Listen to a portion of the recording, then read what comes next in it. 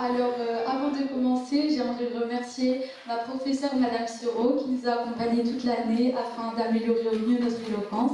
Et merci à la chastre de nous avoir reçus.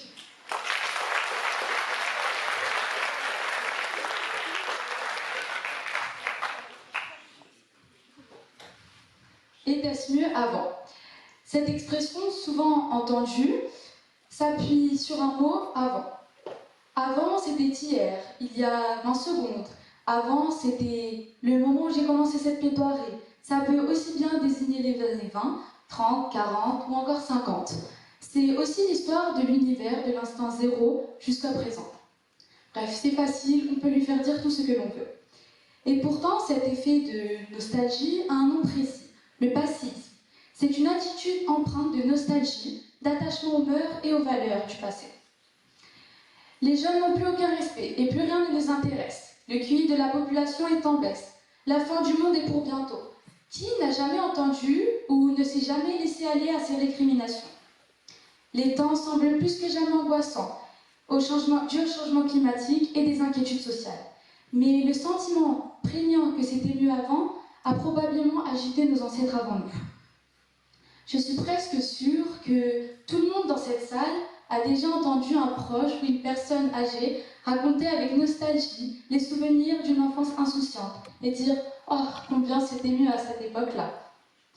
Les reproches qui sont faits sont souvent, contrairement à maintenant, des souvenirs liés à un mode de vie simple, sans souci du lendemain, où les problèmes ou les problématiques d'aujourd'hui n'existaient pas. En parlant d'époque et de souvenirs, cela me rappelle une anecdote. Âgée de 6 ans, nous étions, ma cousine et moi, au bord d'une piscine. Elle me fit part d'une réflexion qui a pertinemment retenu mon attention. Penses-tu pouvoir attraper l'eau? Cette question m'a tourmenté l'esprit pendant un long moment, et même, je dirais, toute une après-midi.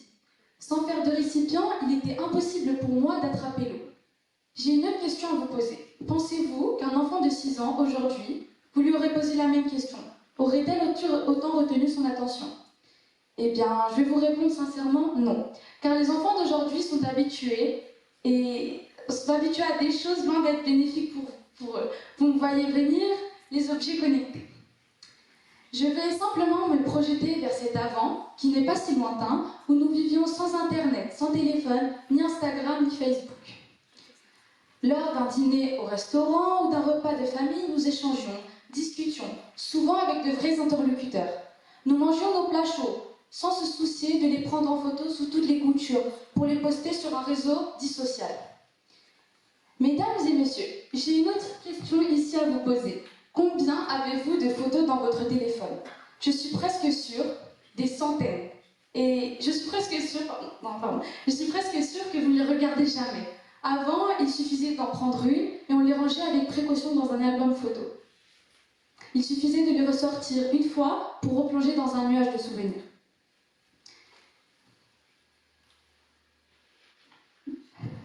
D'après moi, nous vivons ensemble. Maintenant, nous vivons seuls. À force de vivre tout le temps sur nos écrans, une sorte d'isolement est en train de se créer. Le téléphone a été créé pour rapprocher les gens, au final, il ne fait que les séparer. Et pourtant, malgré tous ces changements, j'ai l'impression qu'avec le développement du numérique et de la robotisation, l'individu tente de revenir à des choses naturelles. Depuis quelques années, une rétromania s'est emparée de la consommation. On le voit à travers ses frigos ou ses grippins vintage. Au supermarché, la tendance est de renouer avec les tendances du petit commerce. Vin en vrac, pain cuit sur place, produits à la coupe. Mis à part ça, on observe ce sentiment de nostalgie à toutes les époques. Et d'une façon générale dans les pays industrialisés qui subissent des transformations majeures et économiques. Source de tensions et d'inquiétudes sociales. D'où la nostalgie d'une époque où l'on avait le temps de s'habituer et l'impression de maîtriser notre destin. Alors, même si l'on ne peut pas revenir à avant, je pense qu'il est important de puiser dans ses ressources. Alors oui, c'était mieux avant. Fermez les yeux. Vous la voyez, votre vieille tante, à qui vous rendez visite une fois par an. Au bout de quelques minutes, assurément, elle va vous sortir le refrain. « Ah là là, ma petite, c'était quand même mieux avant. » Ah, cette grande question de savoir, est-ce que c'était vraiment mieux avant? Mais Qu'est-ce qu'avant, me direz-vous? Avant, était-ce au XXe ou même au XIIe siècle? Avant, était-ce il y a 1 heure ou au temps de nos ancêtres? Avant, était-ce le temps que les moins de 20 ans ne peuvent pas connaître? C'est chacun d'entre nous qui décidons de notre définition de l'avant. Alors, mesdames, messieurs, les jurés, je vais maintenant vous convaincre que quelle que soit votre définition de l'avant, non, ce n'était de toute façon pas mieux avant. En ce qui me concerne, je suis du XXIe siècle depuis presque 16 ans et je me sens comme un chat dans un magasin de poissons. Je n'ai besoin de rien et je suis tellement occupée à profiter de ma vie que je n'ai même pas le temps de regarder en arrière et de regretter les choses passées. Je suis si jeune et pimpante que je ne peux pas comprendre comment les vieux grincheux peuvent être nostalgiques de leur bon vieux temps. Pour moi, le meilleur reste à venir, et je suis prête à le saisir de mes 2 mains, ou de mes 2 pattes si vous préférez. Prenons l'exemple de mon papy, qui lui n'est pas grincheux. Il a 75 ans, a connu 2 siècles différents, et bien, aussi fou que ça puisse paraître, il a un téléphone portable tactile avec Facebook, WhatsApp et même Snapchat. Il vous dirait aisément que c'est beaucoup mieux maintenant, car grâce à ce petit appareil qui glisse dans sa poche, il peut planifier ses sorties vélo ou chasse avec ses copains en tout temps et en n'importe quel lieu. Il ne reviendrait certainement pas en arrière. Alors, si on généralise et qu'on laisse mon grand-père scroller tranquille, il faut bien avouer que nous sommes tous déjà connectés à Internet avec des smartphones. Mais saviez-vous que ceux-ci sont bien plus performants que les ordinateurs qui ont envoyé les premiers hommes sur la Lune?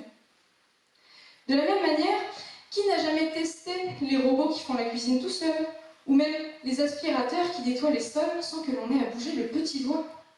C'est une vraie avancée et un gain de temps pour gérer les problèmes du quotidien, passer davantage de temps avec nos proches, ou bien jouer une partie de Candy Crush. Plus sérieusement, je vais vous parler d'un sujet super méga important dans notre société actuelle, la situation des femmes. Soyons nets, le passé n'était pas exactement un endroit merveilleux pour elles. Le droit de vote, elles ne l'ont obtenu en France qu'il y a à peine 80 ans. Et celui de décider si et quand elles veulent avoir des enfants. Si on prend l'exemple de Anne-Elisabeth, l'arrière-grand-mère de mon arrière-grand-mère du côté de mon père, enfin vous voyez, c'était avant. Eh bien, elle a eu 10 enfants entre ses 17 et 38 ans.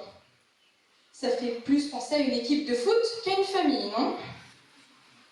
Mais a-t-elle eu le choix?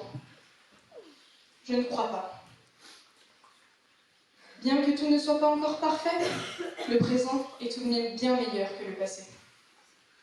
Non, ce n'était pas mieux avant. Les progrès de la médecine, oui, évidemment. Pensez qu'au Moyen-Âge, la solution pour calmer un mal de tête, perçait l'os du crâne, alors que maintenant, médicaments. Non, ce n'était pas mieux avant. Avec les avancées scientifiques, on peut maintenant jouer à Docteur Maboul avec le corps humain. Les scanners et les nouvelles molécules permettent de détecter et traiter les problèmes rapidement. Même l'intelligence artificielle peut être utilisée pour soigner avec précision. Non, ce n'était pas mieux avant. Entre une calèche et une voiture, pour les vacances, mon choix est vite fait. Je préfère la voiture. Puis, les chevaux sont sympas, mais ils n'ont pas la climatisation. Non, ce n'était pas mieux avant. Faire des recherches pour un exposé, c'est quand même beaucoup plus facile de passer le bonjour à notre ami Google plutôt que d'aller voir le vieux Robert qui traîne dans le grenier. Certes, il faut repérer les fake news, mais c'est quand même plus efficace. Non, ce n'était pas mieux avant. Avez-vous déjà vu des photos de vos grands-parents jeunes, ou même des films des années 70? Le style vestimentaire, on en parle? C'est ce qu'on appellerait aujourd'hui ringard. Mais finalement, était-ce mieux avant? Si j'ai réussi à vous convaincre et que vous m'avez écouté du début à la fin, votre réponse est automatique. Non. Alors, si votre vieille tante vous ressort son refrain préféré, n'hésitez pas à lui répondre avec humour et conviction. Non, ce n'était pas mieux avant. Cher auditoire, cher public, cher jury, Je vous laisse sur cette dernière phrase qui est d'après moi évidente mais primordiale. Comme nous ne pouvons pas revenir en arrière, alors allons de l'avant.